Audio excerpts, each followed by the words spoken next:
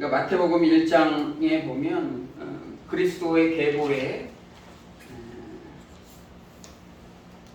이방 여인이 3명 나오죠. 가나안 여인이었던 라합과 다말, 그리고 오늘 본문 말씀의 주인공이라고 할 수 있는 모압 여인이었던 룻, 이렇게 3 여인이 나오게 됩니다. 그리스도 예수의 계보에, 족보에 함께 들어갈 수 있는 이 영광, 이 축복의 통로에 들어갈 수 있었던 이 영광, 방법이 또 무엇인지 오늘 본문 말씀을 통해서 함께 은혜 받는 시간 되기를 원합니다. 마태복음 1장에 보시면 제목이 그리스도의 계보라고 나왔어요. 계보. 그러니까 계보라는 말도 들어봤지만 족보라는 말도 들어보셨을 거예요. 뭐 거의 같은 말이고 같은 의미로 이렇게 사용하게 되는데 조금 더 구체적으로 들어가면 족보라는 것은 우리가 한 가문의 혈연으로 맺어진 그런 혈연 관계들을 기록하고 있어요. 그래서 누구의 아들 하면 몇 명 이렇게 쫙 나오죠. 우리가 잘 알고 있는 족보가 그런데 계보는 거기에 혈통의 내용들도 있지만 한 집안의 역사 기록까지 같이 기록되어 있어요. 역사 기록. 그냥 단순히 혈연 관계뿐만이 아니고 그래서 마태복음 1장에 보면 바벨론으로 잡혀간 후에 뭐 누구를 낳았다 이런 표현들이 나와요. 그때 당시에 상황들에 대해서 좀 더 역사적인 어떤 그런 것들을 기록해 놓은 것을 계보라고 할 수 있어요. 그래서 뭐 아브라함부터 다윗까지 14대요, 뭐 어디부터 어디까지 14대요 이렇게 나오는 것, 그런 내용들이 있는 걸 계보라고 이렇게 표현을 해요. 근데 이 룻이 이방 여인임에도 불구하고 예수 그리스도의 그 계보에 들어갈 수 있었던 것이 무엇이었을까요? 오늘 말씀을 통해서 함께 알아가는 시간 됐으면 좋겠습니다. 13절에 보시면 보아스가 룻을 맞이하여 아내로 삼고라는 말이 나와 있어요. 아내로 삼고, 그러면서 22절에 보면 다윗이 탄생했다고 그래요. 다윗이 탄생. 우리 다윗의 계보 가운데 그리스도 예수의 탄생이 나와 있죠. 그뿐만 아니라 룻이라는 이름이 성경의 이름으로 이렇게 나오게 돼요. 안 좋은 의미로 나온 게 아니고 믿음의 통로로, 축복의 통로를 설명하는 데 있어서 이 룻을 꼭 이렇게 설명하며 나아가게 돼요. 우리가 알고 있는 그 밀레 이삭 죽기 여인이라는 게 여인이라는 아주 유명한 그림이 있잖아요. 이 그림에 이 밀레가 그렸던 이 유명한 그림의 그 모티브가 바로 이 룻기에 대한 내용이죠. 3명의 여인이 가을 들판에서 이삭을 줍는 그 장면을 그린 그림인데 이때 시대가 4.4 시대예요. 우리가 알고 있듯이 유대인들이 출애굽을 하잖아요. 출애굽을 하고 또 우리가 알고 있는 사울왕, 다윗왕, 솔로몬 왕이 이어지는 그 왕권 시대, 그 중간 시대를 4.4 시대라고 했고, 중간 시대를 4.4 시대라고 하는데 그 시대의 이야기예요. 그 유다 지파였던 엘리멜렉이라는 사람이 부인 나오미, 들어보셨죠? 아들 둘을 데리고 가뭄을 피해서 모압으로 이주해요. 이사 가서 사는데 거기서 모압 여인을 며느리로 맞아 살다가 엘리멜렉과 2 아들이 죽게 되죠. 그래서 나오미는 다시 고향 이스라엘로 이렇게 돌아오려고 계획을 하고 있을 때 이 2 아들의 며느리였던, 이제 남편도 없고 2 아들도 다 잃고 이제 남은 것은 누구냐면 며느리 둘밖에 없는 거예요. 그래서 이제 뭐 남편들이 없으니 경제적으로 얼마나 어렵겠어요. 먹고 살기도 얼마나 힘들겠어요. 이 며느리에게 그 어려움을 주지 않기 위해서 친정으로 돌아가라고 이렇게 얘기했죠. 그때 둘째 아들의 며느리였던 오르바는 돌아갔어요. 오르바는 돌아갔는데 큰 며느리였던 룻은 시어머니를 따라가기로 결정을 하죠. 그래서 고향으로 돌아온 나오미는 같은 유다 지파 집안이었던 보아스의 밭에서 며느리와 함께 이삭을 주워가면서 생계를 하는 거예요. 이삭을 주워가면서 생계를 하는 거예요. 우리가 알고 오늘 본문에 읽었듯이 이것이 인연이 돼서 룻이 보아스, 주인이었던 보아스와 결혼을 하는 그런 내용들이 나오게 되죠. 성경에 보면은 추수할 때 떨어진 이삭은 죽지 않게 돼 있어요. 왜 그러냐면 가난한 자와 외국인들이 가져가 먹고 살고 있게 남겨놓아야 했어요. 레위기서 19장에 보면 그런 내용이 나와 있어요. 가난한 자와 외국인이 가져가 먹고 살고 있게. 추수를 하다가 떨어진 겨들을 줍지 않았어요. 이들을 위해서. 그러나 오늘 이 룻은 뭐 하고 있어요? 바로 이 떨어진 이삭을 줍고 있는 거예요. 이 룻의 상황이 어떻다는 거예요? 가난하고 어렵고 정말 먹고 살기 힘든 그러한 모습이라는 것을 보여주고 있어요. 아주 그냥 보리 추수할 때 그 떨어진 것을 줍는 그 아름다운 여인들의 그림을 그린 게 아니고 삶에 피폐하고 먹고 살기 어렵고 아주 힘겨운 그 여인들이 죽고 있는 그 광경이에요. 아주 힘든 그러한 광경. 이 여인 룻은 자기 혼자 먹고 살기도 힘든데 이제 시어머니까지 봉양을 하게 되는 거예요. 봉양을 하게 되는 거예요.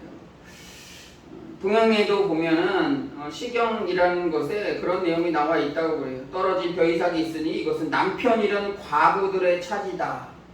그래서 우리가 알고 있을 맹자는 측은지심이라고 해요. 측은지심이 나온 우리가 알고 있는 그 사자성어 측은지심이 나온 게 바로 이런 거예요. 동서양을 막론하고 어려운 사람들 정말 먹고 살기 힘든 사람들을 위해서 좀 있는 사람들은 남겨놓으라는 거죠.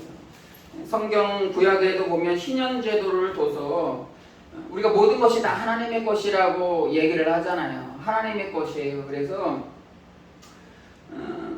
하나님께서 이 땅을 만들어 놓으신 거예요. 자연도 만들어 놓으신 거죠. 그래서 50년 단위로 보면 소유권이 완전히 없어지는 거예요. 내가 주인이고 50년 동안 이 소유권을 가지고 열심히 일하고 추수를 거뒀다면 50년이 되면 그 권한들을 내려놓는 거예요. 마치 사회주의처럼 공산주의처럼 내려놓고 다시 다른 사람에게 이렇게 주어지는 거예요. 근데 지금 시대에는 이렇게 살기 참 힘들죠. 이런 제도가 있으면은 공산사회냐 사회주의냐 하면서 뭐라고 이렇게 할 수 있는데 그 의미는 우리가 가져볼 필요가 있을 것 같아요. 다 그 주사까지 그 떨어진 이삭까지 다 주워가지고 배불리 먹는 게 아니고 좀 떨어진 것들은 어려워하고 있는 사람들을 위해서 이렇게 나눠주는 거. 미국이란 나라는 그 대기업 CEO들이 보면은 이제 어느 정도 정계 은퇴하거나 어느 정도 되면은 재단을 쌓아서 자기의 재산을 전부 다 이렇게 기증을 하게 되죠. 재단을 해서 거기에서 재단을 만들어서 자기의 전 재산을 거기에 기부를 해요. 계속해서 기부를 하면서 이 부의 축적들이 어려워하고 있는 사람들에게 대해서 이렇게 나눠주게 되죠. 제가 20, 30대 아주 좋아했던 홍콩 배우 중에 주윤발이라는 사람이 있어요. 주윤발. 잘 모르실 수도 있는데 제때 있었던 그런 특히 남자들은 굉장히 좋아하던 그런 배우였는데 이 배우도 자기가 평생 동안 모으고 했던 8천억 이상 되는 그런 재산들을 어떤 재단에 기부를 했다고 해요. 내가 가기 전에 나의 모든 가진 것들은 나에게 맡겨진 것, 크리스찬은 아닌데 그런 마인드를 가지고 있어요. 내 것이 아니고 나에게 맡겨진 것, 내가 그냥 관리하는 거였다라고 하면서 자기가 가기 전에 자기의 전 재산을 기부하겠다고 이렇게 밝히는데 세상이 정말 이런 사람들만 있다면 성경적 원리대로 살아갈 수 있을 것 같아요. 성경적 원리대로 살아갈 수 있을 것 같아요. 그러나 지금 시대는 참 메말라 있는 상태라서 참 어려운 것 같아요. 그러나 오늘 이 룻의 말씀을 보면 굉장히 어렵고 힘든 삶에도 불구하고 삶임에도 불구하고 이들은 포기하지 않았다는 거예요. 포기하지 않고 정말 하나님 의지하면서 살아갔다는 거예요. 이삭을 죽는 것은 굉장히 처량한 거예요. 굉장히 힘든 거예요. 그러나 매일같이 하루에 먹을 것들을 자기의 노동을 해가면서 아주 큰 부를 누리는 건 아니지만 겨우겨우 먹고 살고 살 수 있게끔 이렇게 만들어 갔다는 거예요. 우연히 그 주인이었던 롯과 보아스가 롯과 또 이렇게 만나게 하고 또 일하게 해서 또 이렇게 결혼하게 되고 또 자녀를 낳게 되고 이러한 일들이 일어나는데 아마 이 룻이 포기하고 거기 나가서 이삭 주워봤자 배불리 먹지도 못하고 그 무슨 의미가 있어? 무슨 의미가 있어? 더 큰 뭐가 없을까? 삶을 포기하고 낙심했다면 이러한 일들이 기록되어지지 않았을 거예요. 하나님은 오늘도 일하시는데 우리의 삶의 현장에서 때로 뭐 직장에서 우리의 가정에서 우리가 하나님 의지하면서 최선을 다하는 모습으로 살아갈 때 주님은 누군가를 만나게 하시고 또 우리가 살아갈 수 있는 그런 축복의 통로들을 만들어 놓으신다는 거예요. 중요한 축복의 통로가 있는데 보아스는 룻을 처음 만났어요. 분에 넘치는 호의를 베풀고 그러한 모습을 보면서 이유가 무엇이었을까 이렇게 가만히 생각해 보니까 룻이 시어머니에게 행한 모든 것을 들어 알고 있었다고 룻기 2장 11절에 나와 있어요. 이 시어머니는 늙고 힘도 없고 유산도 아무도 없었잖아요. 어떻게 보면 둘째 며느리였던 오르반은 미련 없이 떠난 게 정말 이렇게 가만히 생각해 보면 시어머니로부터 이제 시아버지도 없고 남편도 없고 이제 먹고 사는 것도 힘들고 보나마나 고생길이 훤한데 또 고향으로 돌아간다고 하는데 내가 거기 가서 어떻게 살 수 있겠어요 하면서 어떻게 살아가야 될까 이렇게 걱정하면서 이렇게 돌아갔을 것 같아요. 근데 룻은 그러지 않았잖아요. 하나님은 부모를 통해서 축복의 통로를 사용하신다는 게 성경에 잘 나와 있어요. 잠언 23장 22절에도 나와 있고 에베소서 6장 1절 3절에도 부모님을 잘 공경하라고 나와 있잖아요. 이 성경에 공경하는 게 단순히 도덕적인 것만으로 그냥 일상적인 도덕적인 것만이 아니고 성경은 분명히 부모를 공경하라 하면 장수한다고 나와 있어요. 장수는 단순히 오래 산다는 것 플러스예요. 오래 사는 것 플러스 더 축복의 삶으로 나아간다라는 것을 말씀하고 있는 거예요. 이들이 가졌던 것은 또 믿음의 통로였어요. 믿음의 어떤 그런 중보의 일들, 믿음의 통로로 나아갈 수 있었다는 거예요. 뭔가 막히면, 그러니까 뭐 혈압약 드시는 분 많이 계신데 뭐가 막힌 거잖아요. 관이 막히는 거예요. 하나님과 나와의 어떤 그런 믿음의 통로들, 축복의 통로들이 막혀 있다면 건강이 안 좋은 것처럼, 혈관이 막히면 건강이 안 좋은 것처럼 그것을 뚫어줘야 돼요. 지금 뭐 러시아랑 우크라이나가 전쟁하고 있잖아요.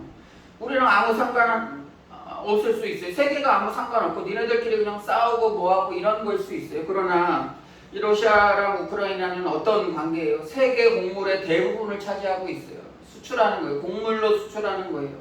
또 러시아에 있는 그 관을 통해서 유럽으로 천연가스가 이렇게 또 가요. 이 관을 통해서 그런 것들을 보내주는 거예요. 통로를 통해서 보내주는 거예요. 무역을 하면서 이젠 세계가 하나가 된 거잖아요. 세계에서 어디 한 개가 이렇게 골마 터지면은 이 세계가 마비될 정도로 아주 힘들어요. 이 전쟁 때문에 지금 세계가 힘들잖아요. 먹을 거 걱정하고 전쟁으로부터 많은 것들이 하는 것처럼 우리 몸에도 보면 어떤 뭐 손가락이나 발이나 이런 데 혈관이 막혔다고 뭐 막힌 게 무슨 상관이야. 우리 몸 중에 일부에 불과한데 그게 아니잖아요. 그게 막히니까 온 몸이 다 아프고 저려오는 것처럼 통로가 막히기 시작하면 어느 일부분에 아주 조그만 통로가 짧아지고 막히기 시작하면 우리의 건강이 문제가 있는 것처럼 우리의 믿음에도 그러한 일들이 있다는 거예요. 우리의 믿음에도 통로가 막히지 않게 해야 돼요. 통로가 막히지 않게 해야 돼요. 그 통로, 이 룻은 버리지 않고 현실의 상황을 보지 않았어요. 현실의 상황을 보지 않았어요. 아, 어머니 따라가면 생고생인데 지금 우리 고향을 떠나가지고 어머니 고향으로 떠나. 아, 거기 가면 가진 것도 하나도 없는데 거기서 뭐 먹고 살아. 이렇게 생각했다면 오르바, 둘째 며느리였던 오르바처럼 그런 생각을 하고. 근데 이게 가장 현실적인 모습이잖아요. 우리의 모습이에요. 우리의 모습. 누가 오르바 둘째 며느리에게 돌을 던지겠어요?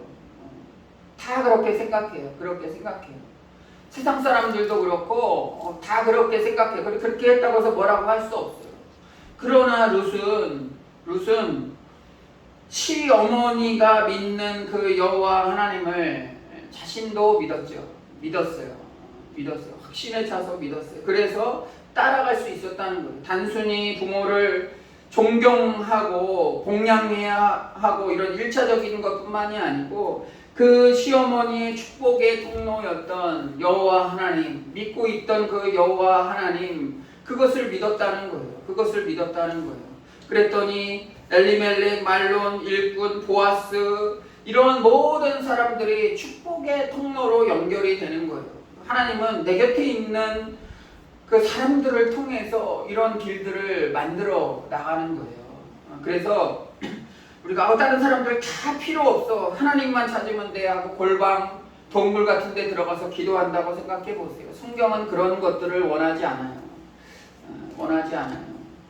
예수님이 베드로와 순례자들을 데리고 산에 올라가서 환상 가운데 가시떨기 그 불 가운데 신비한 체험을 하잖아요. 여기에 머물렀으면 좋겠습니다. 제자들이 얘기할 때 아니다 라고 얘기하잖아요. 여기에서 신비한 체험을 했어요. 그랬더니 베드로가 여기 있었으면 좋겠습니다. 여기에 초막셋을 짓고 있었으면 좋겠습니다. 여기서 살아갔으면 좋겠습니다 라고 얘기를 하잖아요. 왜 그랬을까요? 여기가 너무 좋은 거예요. 내려가면 자신을 핍박하고 오히려 죽이려고 하는 사람들까지 있으니까 너무나 힘든 거예요. 근데 이 신비한 체험을 하고 여기에 있으니까 너무 좋았던 거예요. 그랬더니 베드로가 그렇게 얘기했잖아요. 근데 예수님은 아니라고 그러잖아요. 여기가 아니다. 우리가 있어야 할 곳은 저기다라고, 힘들지만 저기 있어야 된다고 말씀하시는 거예요. 혼자 주님만 만나고 동굴이나 골방에 들어가서 생활하면 얼마나 좋겠어요. 혼자 살고 싶고 또 혼자 있고 싶고 이렇게 먹는 것만 해결된다면 그렇게 있고 싶지만 하나님은 하나님의 일들을 하실 때 사람들을 통해서 하셔요. 그래서 우리가 전도하면 무슨 열매가 있겠어요 하지만 그 뿌리는 것 가운데 하나님이 준비하시는 거예요. 그게 단번에 열매를 맺을 수도 있지만 또 오래오래 자란 오래된 나무들은 많은 열매를 더 풍성하게 맺어요. 똘배 원리도 그렇잖아요. 1, 2, 3년 정도 동안 열매를 맺은 거는 못 먹는다고 그래요. 열매를 못 맺어 하고 그 배나무를 베면 안 되잖아요. 그런 과정들을 통해서 나중에 풍성하게 더 많은 열매들을 맺게 되는 것이죠. 이게 자연의 원리고 또 성경의 원리예요. 하나님은 이러한 사람들을 어떤 믿음의 통로로, 축복의 통로로 이용하셔서 사용하신다는 거예요. 그래서 우리가 만나는 모든 사람들에게 God bless you, God bless you. 축복이 있습니다. 하나님의 축복이 당신에게 있습니다. 하나님의 축복이 당신에게 있습니다 하면서 전하는 거예요. 전하다 보면 하나님이 우리가 감당할 수 없는 그런 축복의 일들로 우리에게 오신다는 것이죠. 오신다는 거예요. 그 축복의 통로, 믿음의 통로, 오래되어 있다면 깨끗이 닫고, 뭔가에 막혀 있다면 그것을 다 뚫어 깨끗이 청소하고, 그런 것들의 회복들을 통해서 정말 하나님과의 관계 통로가 회복되어지는 일들이 일어나길 원합니다. 룻과 같은 상황에 저도 있다고 생각이 돼요. 우리도 아마 비슷한 상황에 있을 거라고 생각이 돼요. 무엇을 먹을까 마실까 입을까 염려하면서 하루하루 살아가는 우리의 모습들을 통해서 그런 것들만 가지고 고민하는 것이 아니고 하나님을 나라를 찾으라고 주님이 말씀하셨던 것처럼 오늘 롯과 같이 환경을 보지 않고 상황을 보지 않고 여호와 하나님을 믿는 그 믿음으로 이 시어머니를 따라서 고향으로 따라와서 고생은 하지만 그곳에서도 열심히 일하면서 살아갔던 이 롯의 모습을 보면서 우리가 배우고 이러한 모습으로 살아가다 보면 주님께서 또 축복의 일들을 해서 결혼하고 또 자녀를 낳고 또 그 자녀가 자녀를 낳고 하며 다윗의 자손 또 예수 그리스도의 족보 안에 들어갈 수 있는 그런 믿음의 일들이 일어날 줄로 믿고 그러한 믿음을 가지고 우리가 나아갔으면 좋겠습니다. 그러한 삶을 사시기를 주님의 이름으로 축복합니다. 축복합니다. 우리 기도하시겠습니다.